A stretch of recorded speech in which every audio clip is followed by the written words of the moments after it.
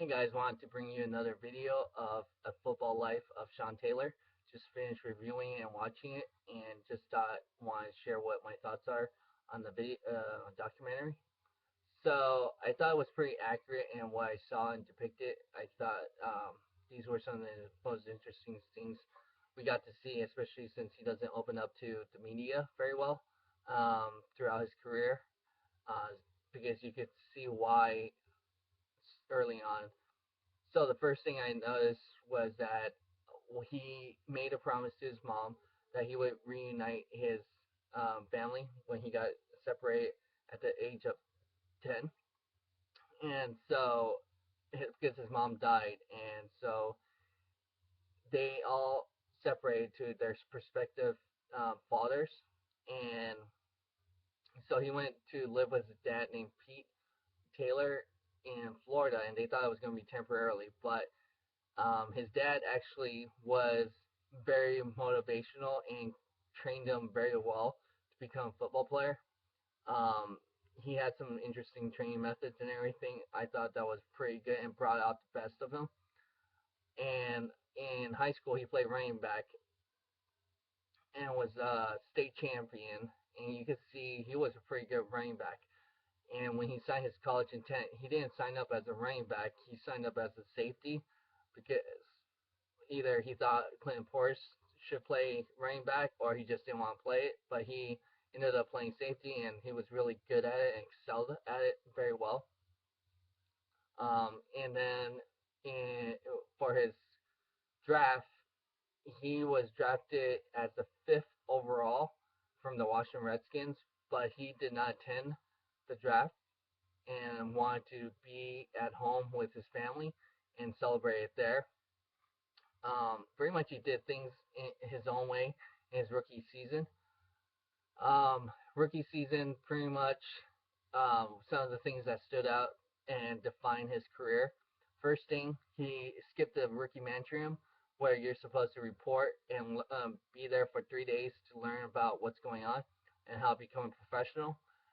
And he skipped the whole thing and was fined $25,000. So he pretty much broke and made his own rules in that sense. Second thing that stood out in his rookie season, he was decided he didn't want any relationship with the media.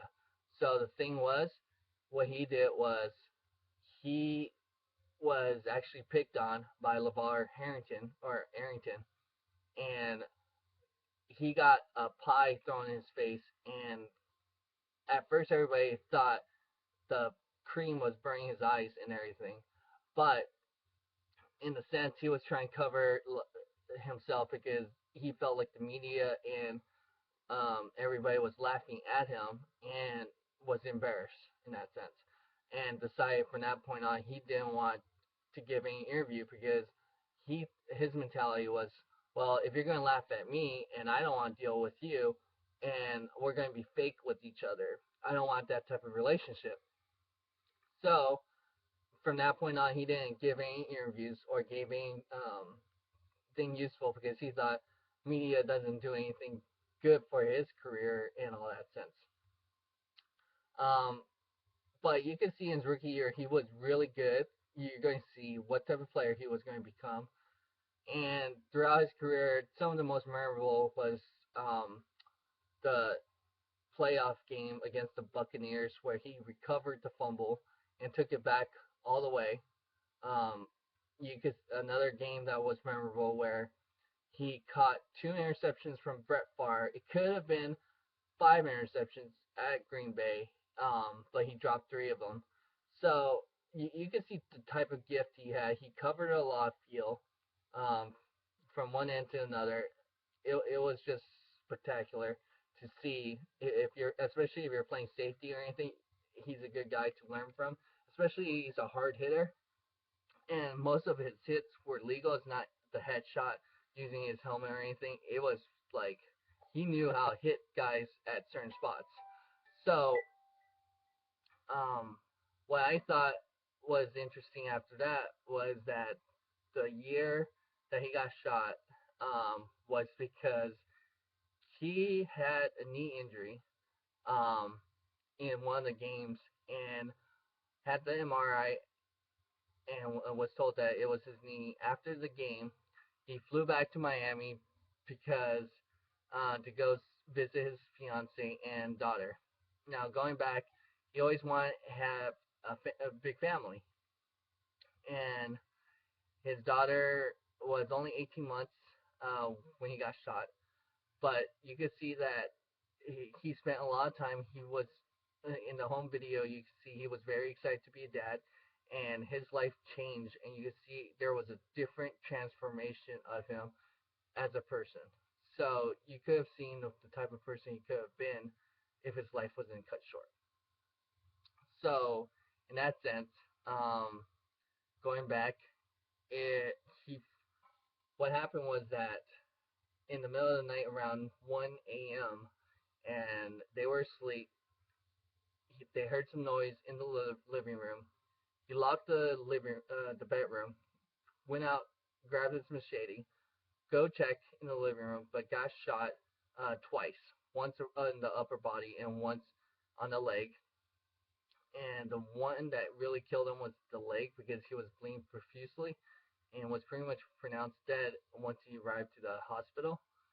And so the media was really ruthless against him because they did not know, even they didn't have all the information. They just thought because he was thuggish or the way he lived, he didn't want to give any interviews. His attitude, um, especially you could see Michael Wilbon and um, Colin Cowherd, like they thought he kind of deserved it because of the way he lived, which was really untrue because if you see the transformation and the people that was interviewed, you can see that that's not really true.